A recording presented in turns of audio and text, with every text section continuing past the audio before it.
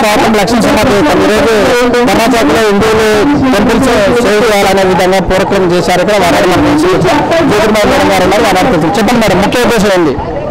మందిర శివరాజు పేరుతో ఏదైతే మా ఆలయాలకు సంబంధించి ఉన్నటువంటి అనేకమైనటువంటి భూములు, దానికి కావాల్సిన ఆస్తులు, లేదంటే అక్కడ ఉన్నటువంటి వ్యవస్థ సరైనటువంటి పద్ధతిలో ఉండాలని అని కోరుకోవడం ఎప్పటి నుంచో జరుగుతాయి.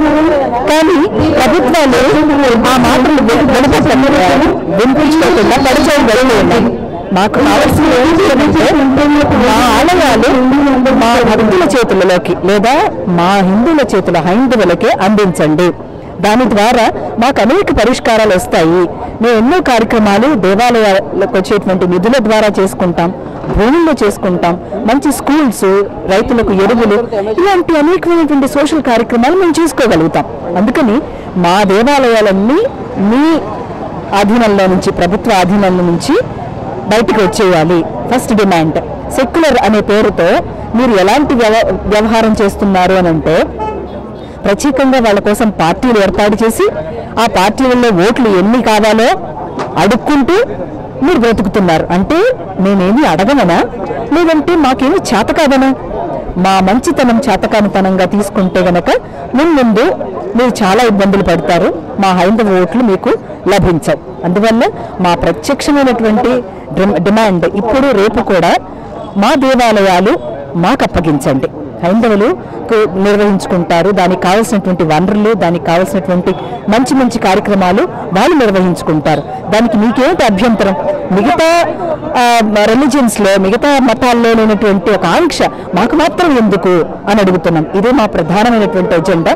ఇంకా ప్రత్యేకంగా పరోక్షంగా కూడా ఈసారి కనుక ఎన్నికల్లో ఇది కనుక ఈ ప్రభుత్వం కనుక చేయకపోతే ఓటు వేయడం చెయ్యమనేది ఖచ్చితంగా హైందవులందరూ కూడా ఒకే గొంతుతో చెప్తున్నారు. అయితే హిందువుల కోసం కూడా కొన్ని పార్టీలు ఉన్నాయి. మరి వాళ్ళ గురించి కూడా రామ జన్మభూమి కట్టాలని అన్ని రకాలుగా వాదించుకున్న పార్టీలు కూడా ఉన్నాయి. మరి వీటిని ఎలా చూడాలి? పార్టీతో ఇప్పుడున్నటువంటి ఈ మూమెంట్ సంబంధం లేదండి. మాకు కావాల్సింది ఏమిటనంటే, ఏ పార్టీ ఉంటే మాకేమి అభ్యంతరం, ఏ పార్టీ అయినా వస్తుంది, ఏది గెలుస్తుందో మనకు తెలియదు.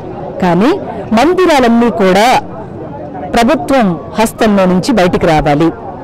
అది ఒక్కటి రాగలిగితే మాకు పార్టీలతో సంబంధం లేదు, సంస్థలతో సంబంధం లేదు. అన్ని సంస్థలు కలిసి పనిచేస్తున్నాయి, అన్ని సంస్థలు ఒకటి గళాన్ని వినిపిస్తున్నాయి. కనుక ఈ పార్టీ వస్తే ఇది చేస్తుంది, ఈ పార్టీ ఫలానా మతానికి సంబంధించింది అనేటువంటి ఎజెండా ఎప్పుడూ హైందవులకి ఉండదు. ఇప్పుడు చూసుకున్నట్టయితే చాలా సంస్థలు ఉన్నాయి, హిందూ సంస్థలు. మరి ఈ రోజు వచ్చినటువంటి ఈ సంఖ్యను చూసినట్టయితే రాబోయే రోజుల్లో ఇంకెలా ముందుకు వెళ్తారు మీరు? ప్రతి జిల్లాలో ఇలాంటి కార్యక్రమాలను జరపడానికి సిద్ధపడుతూ ఉన్నాం. ఎందుకంటే ఒక పిలుపునిస్తున్నాం ఇప్పుడే. అన్ని జిల్లాల్లో కూడా ఇలాంటి ప్రతిసారి ఇలాంటి నిరసనని ఈ గళాన్ని వినిపిస్తూ ఉండాలి. ఇది ఎక్కువ సంఖ్యలో వినిపించగలిగితే, లక్షల సంఖ్యలో వినిపించగలిగితే తప్పకుండా మేము చేస్తున్నటువంటి ఉద్యమం రెండు రాష్ట్రాల్లో ఉన్న కూడా రెండు రాష్ట్రాల్లో ఉన్నటువంటి దేవాలయాల్లో అడుగుతున్నాం. మేము మందిర స్వరాజ్ పేరిట రెండు రాష్ట్రాల్లో ఉన్నటువంటి దేవాలయాలు ప్రభుత్వ హస్తంలో నుంచి బయటకు రావాలి, మేము కావాల్సినటువంటి కార్యక్రమాలు నిర్వహించుకుంటాం అనే దాన్ని చాలా గట్టిగా ఈరోజు యువత అందరూ కూడా, మీరు చాలా ఈరోజు అంత కార్యక్రమం చూస్తే యువత ఎక్కువగా వాళ్ళ గళాన్ని ఇప్పడం, గట్టిగా చెప్పడం జరిగింది. ఎందుకనంటే మా దగ్గర శస్త్రము ఉన్నది, శాస్త్రము ఉన్నది. ఇప్పుడు మేము శాస్త్రం నేర్చుకున్నాం, పోనీలో మంచితనంతో అలాగే ఉన్నాం. కానీ ఇప్పుడు శాస్త్రం తీయాల్సినటువంటి అవసరం వచ్చేసింది. అయితే ఒక్కొక్కసారి మాట్లాడబోయి వేరే మతాన్ని కూడా దూషిస్తున్న అవకాశం ఉంది. మరి ఇది చూస్తే కేసులు పెట్టే అవకాశం ఉంది. దీనంతా భరించడానికి మీరు ఎలా సిద్ధంగా ఉంటారు? ఇప్పుడు మేము కేసులు పెట్టుకోవడానికి ఏం సిద్ధంగా లేమండి. హాయిగా ప్రశాంతంగానే ఈ మూమెంటం చేస్తూ ఉంటాము. ఎవరు దూషించటం లేదు. మేము ఆదరించినట్లుగా ఏ మతాన్ని ఇంకా ఏ దేశంలోనూ ఇట్లా ఆదరించినటువంటి దాఖలా మీకు కనిపించవు. ఎందుకంటే ధర్మం, మతం అనేటువంటి దాంతో మాకున్నటువంటి సనాతన ధర్మాన్ని ఎవరైతే మన మధ్యలోంచి వచ్చిందో మతం, ఆ సనాతన ధర్మాన్ని ఫాలో చేస్తున్నటువంటి ప్రతి ఒక్కరూ మాట్లాడేటువంటి మాట. కనుక ఇక్కడ వాళ్ళని దూషించడం అనేటువంటి ప్రక్రియ మా వాళ్ళు ఎవరూ చేయరు. ఎందుకనంటే వాళ్ళు చేసేటువంటి యాత్ర మాది, మేము ఇచ్చేటువంటి ధనము. వాళ్ళు కూడా మమ్మల్ని ఏమీ అనరు. ఎందుకనంటే మా ధర్మాన్ని మేము పరిరక్షణ చేసుకోవడానికి, మా గళ్ళని చెప్పడానికి. ఇప్పుడు ఇది డెమోక్రటిక్ అంటున్నారు కదా, మమ్మల్ని చెప్పనివ్వండి. ఎందుకు చెప్పాలి? మీరు చెప్పండి. ప్రభుత్వ హస్తంలో ఉంటే ఇన్ని మేలు జరుగుతాయి అని ఒక లిస్ట్ ఇవ్వండి మాకు, మేమిస్తాం.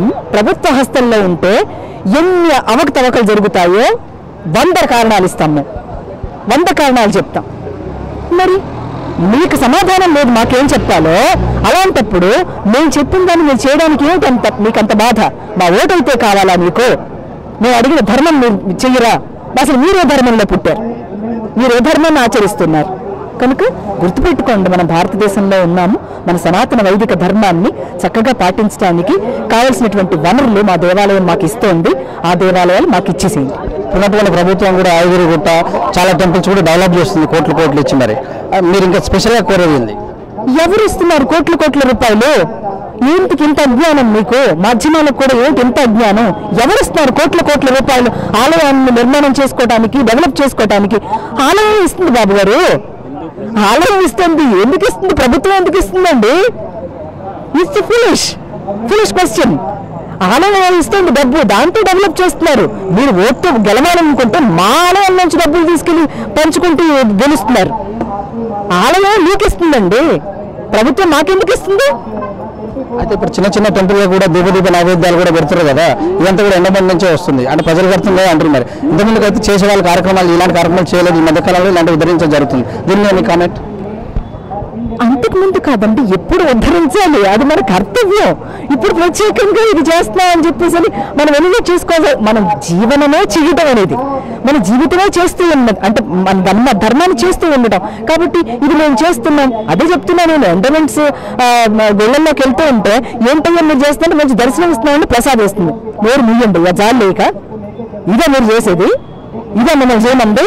ఎందుకంటే లేదా చేయడానికి ఆలయం నుంచి ఇంకా బోర్డు చేసుకోవడానికి. అసలు మా దేవాలయం విముక్తి చేయండి, మేము బోర్డు చేసుకుంటాం, మాకు బోర్డు అంత పరిష్కారం వస్తుంది. అసలు అయితే మోదీ ప్రభుత్వం గెలిచిన తర్వాత కొంతమంది టెంపుల్స్ ఉద్ధరణ అంటారు, కొంతమంది గోవులను కోయకూడదు అనేటువంటి ఒక తీసుకుని వస్తారు. ఇలాంటివన్నీ చేయడం వల్ల ఒకేసారి ప్రభుత్వం వస్తే ఇలాంటి జరుగుతున్నాయని కామెంట్లు చేస్తున్నారు. నో సి గవర్నమెంట్, ఆ గవర్నమెంట్ ఏం గవర్నమెంట్ అనేటువంటి సందర్భాన్ని మనం ఎవరు మాట్లాడద్దు. అసలు ఇక్కడ సనాతన ధర్మమే, పార్టీ కానే కాదు. ఆ సనాతన ధర్మాన్ని ఎవరు పాటిస్తే ఎవరు ఆ ధర్మాన్ని చేస్తూ ఉంటే తప్పకుండా ప్రజలు అట్లయితే వెళ్తారు. నేను చెప్పిన ఆగుతారా? అరే నాయన వేయకండ్రా ఓటంటే ఆగుతారా? ఆగరు. అది కాదు అసలు ఆ ధర్మానికి ఉన్నటువంటి గొప్పతనాన్ని ఎవరు ఆచరిస్తున్నారో వాళ్ళ వెంట ఎప్పుడు వెళ్ళడానికి సిద్ధంగా ఉన్నారు. దానికి కావాల్సినటువంటి వనరులు మా దేవాలయం మీకే ఇస్తుంది. మీరు పోయి మా దేవాలయాన్ని ఉద్ధరిస్తున్నామనంటే ఇది చాలా హాస్యాస్పదం. గోవును ఉద్ధరిస్తున్నారు. ఎస్, నేను గోవును ఉద్ధరించగలనా? ఒక సెట్ ఆఫ్ పీపుల్ ఆ పని చేస్తారు. నేను సంకీర్తన చేస్తా, ఇంకొకళ్ళు గోవుల్ని కాపాడుకుంటారు, ఇంకొకళ్ళు ప్రవచనం చెప్తారు, ఇంకొకళ్ళు భజన చేస్తారు. అదేంటండి? వీళ్ళు అది చేశారు, వాళ్ళు ఇది చేశారంటారేంటి? ఒక్కళ్ళు అన్ని చేస్తారా?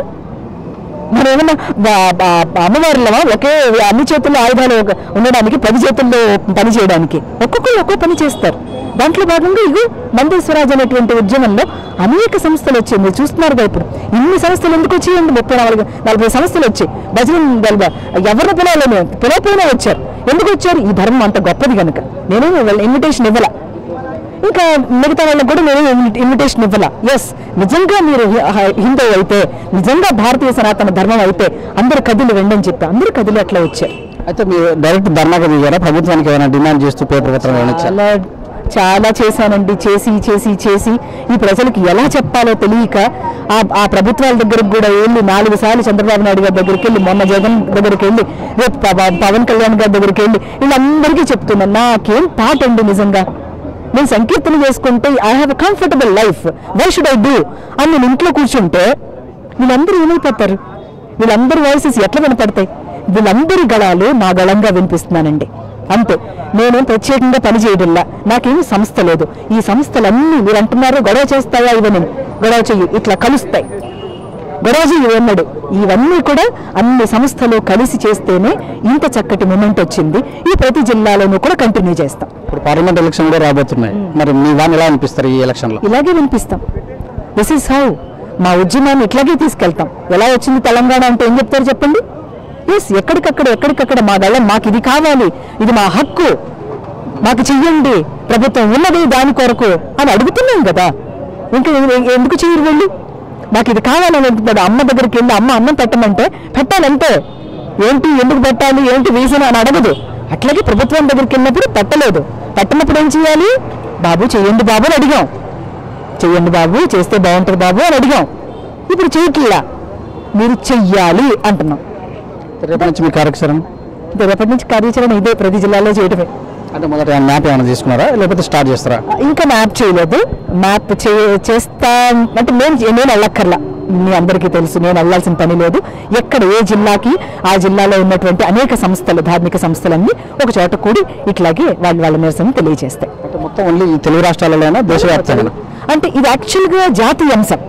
ఈ దేవాలయాలు పరిరక్షణ కోసం చేసేటువంటి ప్రభుత్వం ఆధీనం నుంచి బయటకు వచ్చేటువంటి విషయం ఉంది చూసారా, ఇది జాతీయ అంశం, ఈ ప్రభుత్వాలు కాదు. ఎందుకంటే కాన్స్టిట్యూషన్లో కూడా చాలా విషయాలు మారాలి కనుక దాన్ని బేస్ చేసుకుంటూ మంచి లాయర్స్ కూడా మా దేవాలయంతో గురించి పోరాటం చేస్తున్నారు. దాని లీగాలిటీస్ కూడా తీసుకోవటం, అట్లాగే కామన్ మ్యాన్స్ వాయిస్ కూడా. మీరందరూ కామన్ మ్యాన్ గురించి గబుక్కుని చెప్పలేరు కనుక ఇలా మేమందరం కలుస్తాం. మేమందరం కలిసి మా ఎజెండా ఇది, మేము ఇది చేస్తున్నాం, మాకు ఇది చేసి పెట్టండి అని మీ ద్వారా మిగతా జాతికి మొత్తం అంటే నేషనల్ వైడ్గా దీన్ని తెలియజెప్తున్నాం. చాలా సంఘాలు, చాలా పెద్దల RSS కానీ విశ్వ పరిషత్ కానీ వాళ్ళందరితో కలిసి అంటే మీరు చర్చలు చేసే అవకాశం ఉందా? చేశారు ఇంతకుముందు? అంటే చర్చలు చేయాల్సిన అవసరం లేదనుకుంటున్నాం.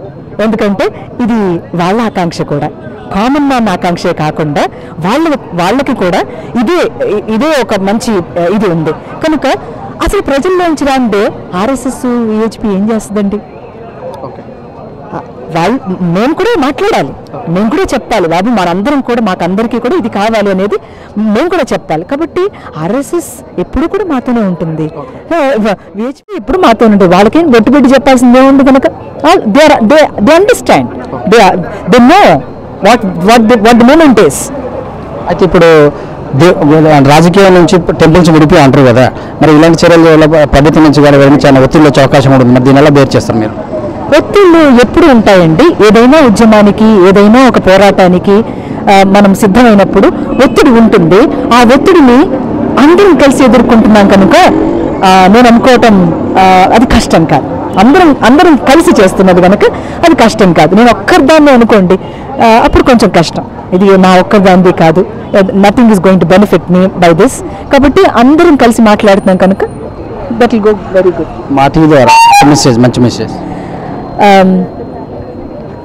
ఈ ఛానల్ వీక్షిస్తున్నటువంటి హైందవ సోదరులందరికీ కూడా, మన సనాతన ధర్మాన్ని నమ్మేటువంటి ప్రతి ఒక్కరికి కూడా మన ఆలయాలు గనక బాగుపడితే, మన ఆలయాలు ప్రభుత్వ హస్తంలో నుంచి బయటకు రాగలిగితే తప్పకుండా మనం అనుకున్నటువంటి కుటుంబ వ్యవస్థ, మనం అనుకున్నటువంటి వ్యక్తిత్వము, మనం అనుకున్నటువంటి సమాజ నిర్మాణము, మనం కావలసినటువంటి వృత్తి విద్యలు ఏవైతే ఉన్నాయో అవి ఇంకా పటిష్టంగా చేసుకోవటానికి చాలా గొప్పదైనటువంటి ప్రణాళికను రచించుకోవచ్చు. అందుకని మీరందరూ మంచి హృదయాలతో నా ఈ మాటలను చక్కగా ఫాలో అవ్వాలని మనస్ఫూర్తిగా కోరుకుంటూ, మీరందరూ కూడా బయటికి రావాలని, అటు పురుషులు స్త్రీలు అందరూ కూడా బయటికి రావాలని. ఎందుకంటే స్త్రీ చాలా ముఖ్యమైనది ఈ ఉద్యమంలో కనుక స్త్రీకి ఎక్కువ బాధ్యత ఉన్నది. వంటింట్లో కాక మీ అందరి యొక్క గళాన్ని, స్త్రీమూర్తులందరూ కూడా మన ధర్మాన్ని ఎలా ఆచరించాలో, ఏం చేయాలనే దాని గురించి మీరందరూ కూడా బయటకు రావాల్సినటువంటి ఆవశ్యకత ఉంది. మీ అందరికీ ఇదే మా ఆహ్వానం కలుగుతున్నాం. టెంపుల్స్ అందరూ కూడా ఒక వర్గం వాళ్ళే అంటే దాన్ని శాసిస్తారు, మరి అనగాహన వర్గాల వారికి కూడా అలాంటి అవకాశాలు రావట్లేదు అని కామెంట్ కూడా దీని మీద మీరేం చెప్తారు? ఇప్పుడు పెరిగిన సమాజం బాగా చక్కగా ఎన్లైట్ అయినటువంటిది. అట్లాగే ఎన్నో వృత్తుల్లోంచి, అంటే ఒక కుమ్మరి ఈరోజు కుమ్మరిలా లేడే, ఒక చాకలిగా లేడు, వృత్తుల నుంచి బయటకు వచ్చారు వాళ్ళు. అంటే దాని అర్థం ఏంటి? ఎదిగింది సమాజం. ఎదిగినప్పుడు ఆటోమేటిక్గా ఎవరికైనా సరే ఏం ఆలోచన వస్తుంది? ఓ ఎస్, నా దేవాలయానికి కావాల్సినటువంటి వనరులు, పుష్టి నేను ఇవ్వాలి. అప్పుడు దేవాలయం చాలా చక్కగా సజావుగా నడుస్తుంది. దానికి కావాల్సినటువంటి ఎన్ని వనరులు, ఎలాంటి పరిస్థితులు ఉన్నప్పటికీ దాన్ని ఎదుర్కోవడానికి, అంటే దేశాన్ని రక్షించటానికి దేవాలయం ఉన్నది అనేటువంటి ఒక పటిష్టమైన గురి, పటిష్టమైనటువంటి కన్విక్షన్ హైందవులందరికీ రావాలి. అయితే ఇప్పటికే పోషమ్మ, ఎల్లమ్మ, మారమ్మ అనే చిన్న చిన్న కుల టెంపుల్స్ కూడా చాలా ఉన్నాయి. మీరు ఉద్ధరించేటటువంటి టెంపుల్స్ ఏ రకమైనవి? నేను ఏ టెంపుల్ ఉద్ధరించలేదు బాబు గారు, నేను ఏ టెంపుల్ ఉద్ధరించినటువంటి సంస్థలు చాలా ఉన్నాయి. ఇప్పుడు వచ్చిన సంస్థల్లో చాలా సంస్థలు అవే. కాబట్టి టెంపుల్ పరిరక్షణ, ఆస్తుల పరిరక్షణ ఇంకా చాలా ఉన్నాయి. దట్ కైండ్ ఆఫ్ వింగ్ అట్లా వచ్చేటువంటి సమితులు చాలా ఉన్నాయి. అవన్నీ కూడా ఏం చేస్తున్నానంటే ఇప్పటి వరకు అవి మాట్లాడుతున్నాయి. కానీ ఇప్పుడు నేను మాట్లాడుతున్న దానికి ఇంకా ఎక్కువ స్ట్రాంగర్గా ఎందుకు ఇది వినిపిస్తుందని అంటే ఎవరు గట్టిగా చెప్పడానికి, అంటే మామూలు ప్రజలు చెప్తే ఎవరు వినరు కదండి. అందుకని మాలాంటి పెద్దలందరం కూడా ఇంకా ఇంకా ఇంకా ఇంకా ముందుకు తీసుకెళ్ళటానికి జరుగుతుంది.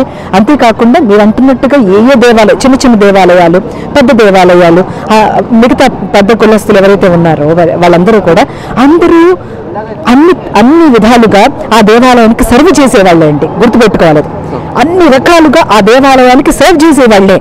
చిన్నది పెద్దది అనేది ఏం లేదు.